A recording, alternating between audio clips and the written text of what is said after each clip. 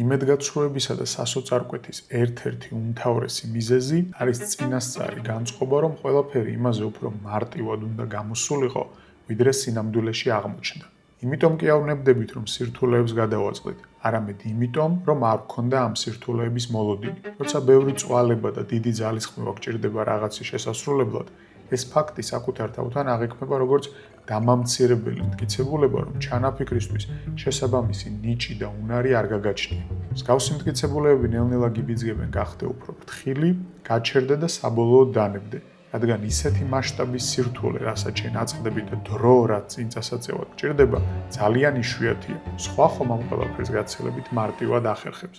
სწორედ ამიტომ სინამდვილეში თავდაჯერებულობის შენარჩუნება მხოლოდ იმაზეა დამოკიდებული, თუ რამდენად სწორი წარმოდგენა გაქვს იმ სირთულეებზე, რომლებიც წინ გელოდება. ზედმეტად ოპტიმისტური წარმოდგენები მთელი ცხოვრების მანძილზე ყალიბდება. პატარაობისას არავინ გიყვება ომებზე, საფინანსო კრიზისებსა და მილიარდერების კუნძულებზე, რომლებიც თურმე მომავლისა და ცხოვრების ნაწილია. ზღაპრებისა და მულტფილმების წყალობით ვეჩვევით და გვიყვარდება ისტორიები, სადაც წარმატება იმაზე მარტივად და სახალისოდაა ნაჩვენები, ვიდრე სინამდვილეშია. და ამაში არც არაფერია გასაკვირი, რადგან სხვა შემთხვევაში შეიძლება ბავშვობაშივე დავნებდეთ და ხელი ჩავიქნიოთ ცხოვრების რეალური გამოწვევების წინაშე.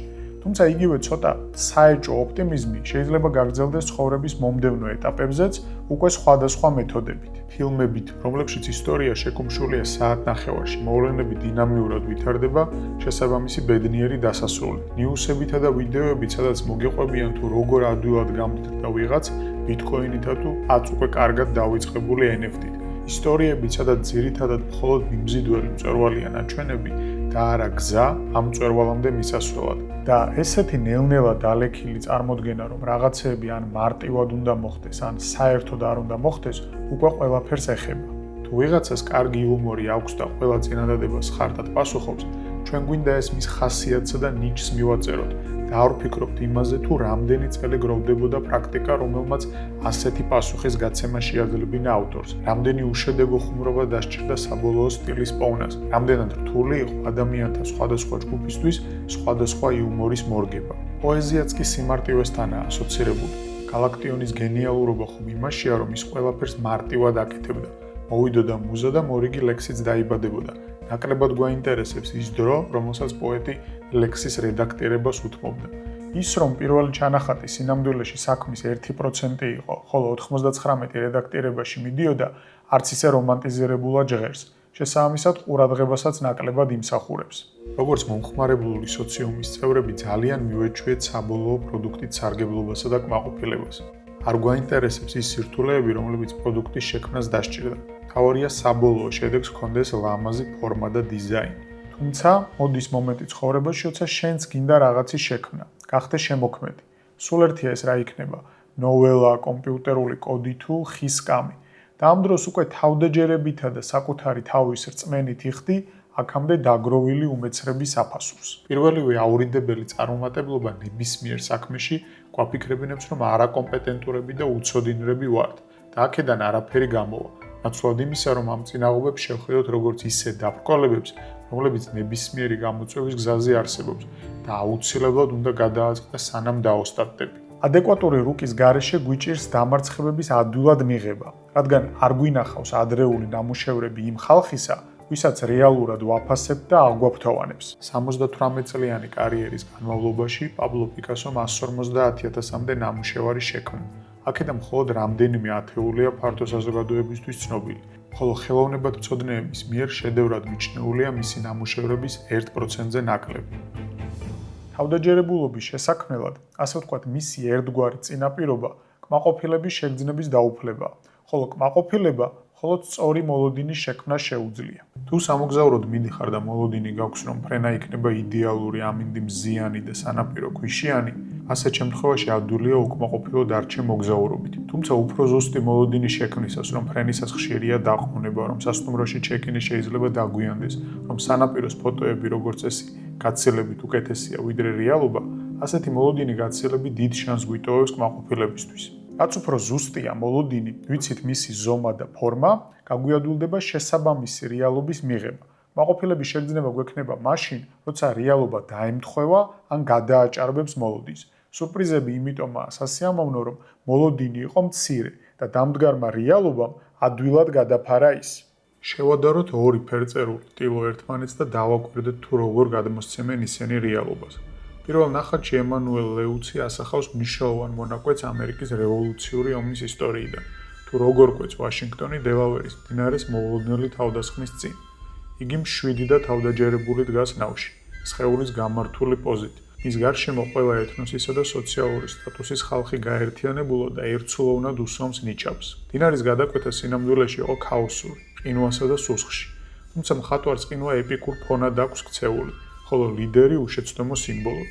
მიუხედავად იმისა, რომ გადალახვა მოხდა ღამით, ზეციური სინათლე გზას უნათებს ნავს. რეალური სირთულე სადღაც უკანაა მიმალული. მეორე ტილო ეკუთვნის ფრანცისკო გოიას, სახელწოდებით 1808 წლის 3 მაისი, რომელიც ესპანეთში, ფრანგების ოკუპაციის შემდგომ შეიქმნა. წინა მაგალითისგან განსხვავებით მხატვარი ომის რეალობას სრულიად განსხვავებულად გადმოგვცემს. პირველ რიგში თვალში გვხვდება შიშველი, დაუფარავი შიში. ცენტრში დგას კაცი თეთრი პერანგით, რომელსაც რამდენიმე წამში დახვრეტენ. მის სახეზე არ არის არც გმირული სიმშვიდე და არც კლასიკური ღირსება, არც პოზა ლამაზი და არც სინათლე ზეციური. მის გვერდით ვიღაც ლოცულობს, ხოლო ფეხებთან ტალახში ყრია უკვე დახვრეტილთა სხეულები. ჯარისკაცები უსახონი არიან, მექანიკური, თითქმის არაადამიანური. აცვიათ ერთნაირი უნიფორმა და ერთმანეთისგან არ განირჩევიან, რადგან არც სახეებს გვაჩვენებს ავტორი. მათ დაკარგული აქვთ ინდივიდუალიზმი. ისინი მხოლოდ ბრძანებებს ასრულებენ. ნახატი დაცელია დიდებისა და რომანტიზმისგან. ეს არის ძალადობის გულწრფელი გამოსახულება. გოია ცდილობს დაგვანახოს როგორია ომის მახინჯი რეალობა, სულ ერთია რომელი ხარ, ჩაგრული თუ მჩაგვრელი. ორივე ნახატი ხელოვნების ნიმუშია, თუმცა თითოეული მათგანი სხვადასხვა წარმოდგენას ქმნის გონებაში. ერთი გამზადებს რეალობისთვის, ხოლო მეორე გიჩვენებს ილუზიას. თუ ველოდებით, რომ გასავლელი გზა იქნება მშვიდი, ამაღლებული განწყობითა და ჰარმონიული თანამიმდევრულობით სავსე, ძალიან გაგვიჭირდება რეალობასთან გამკლავება, რომელსაც ხშირად თან ახლავს შფოთვა, იმედგაცრუება და ქაოსი. რა დასკვნის გამოტანა შეიძლება მსგავსი შედარებიდან. თანამედროვე სამყარო ხშირადაა მოკლებული დეტალურ, გულწრფელ და დამაჯერებელ ისტორიებს იმის შესახებ, თუ რას უნდა ველოდეთ ცხოვრების მნიშვნელოვან ეტაპებზე. თავდაჯერების გასამყარებლად ჩვენ გვჭირდება თანამედროვე ექვივალენტები გოიასეული ხელოვნებისა, რომელიც ნათლად აჩვენებს რეალიზმს. ხელოვნება, რომელიც არ გაურბის სიმართლეს და არ ცდილობს ცხოვრების ზედმეტად შელამაზებას. ფილმები, ლექსები, სიმღერები თუ რომანები, რომლებიც ასახავენ თანამედროვე სამყაროს გლამურისგან დაცილ ყოველდღიურობას. ასეთი ხელოვნება ხაზს უსვამს წარმატების მიღმა არსებულ მძიმე შრომას და სირთულეებს, ადამიანურ სისუსტეებს, შეცდომებსა და მათგან მიღებულ გამოცდილებას, ყოველდღიურ მოსაწყენ რუტინას, ნებისმიერი საქმის თანმდევ იმედგაცრუებასა და დაუფასებელ ძალისხმევას, უბრალო ადამიანების ცხოვრებასა და მათ რეალურ პრობლემებს. მსგავსი მიდგომით სირთულეების სხვა მნიშვნელობა შეიძენდა. ისინი აღარ იქნებოდა მტკიცებულება იმისა, რომ საკმარისი უნარი და ნიჭი არ გვაქვს. უფრო მეტად აღვქვამდით მათ როგორც ნიშანს, რომ სწორ გზაზე ვდგავართ. თავდაჯერება არ ნიშნავს რწმენას, რომ დაბრკოლებებს არ შევხვდებით.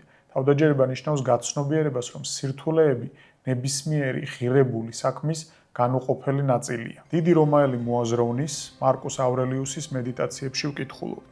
რაც აბრკოლებს ჩემს სწრაფვას დასახული მიზნისკენ. ის, რაც ხელს მიშლის მოქმედებისას, შეიძლება ჩემი ხელშემწყობი გახდეს, ხოლო ის, რაც გზას მიღობავს, ჩემი გზამკვლევი. ლაკონური ალტერნატივა ამ სიტყვებისა არის თანამედროვე სტოიკი მწერლის რაიან ჰოლიდეის პოპულარიზებული ფრაზა და მისი ამავე სახელწოდების წიგნის სათაური. The obstacle is the way. დაბრკოლება თავად არის გზა.